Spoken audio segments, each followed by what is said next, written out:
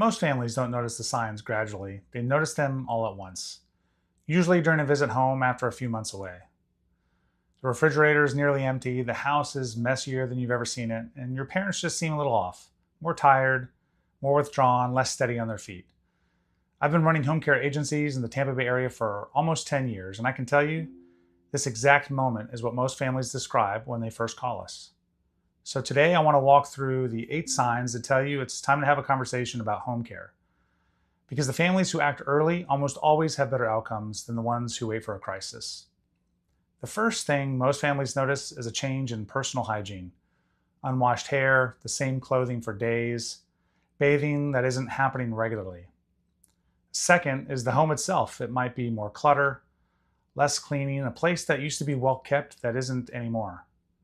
Third, check the refrigerator. Expired food, not much food, or a parent who's clearly skipping meals.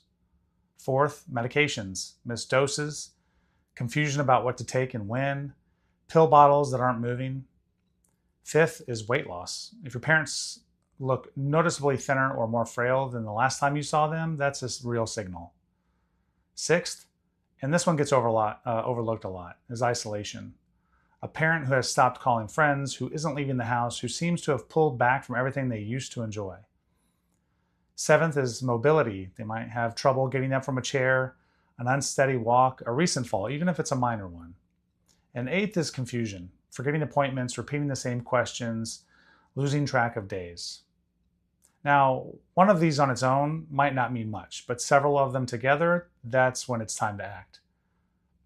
Here's what I tell families. The conversation is easier than you think.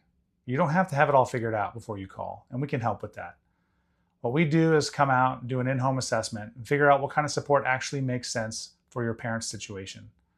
Sometimes that's a few hours a week of companionship or help around the house, and sometimes it's more hands-on personal care, help with bathing, dressing, and getting around safely. Most families are up and running within about a week of that first call. So if you're watching this and you're recognizing some of what I've described, trust what you're seeing. You don't have to wait for a fall or hospitalization to make a move. Give us a call. We'll have a straightforward conversation about what your parent needs and whether we're the right fit. The number is in the description below.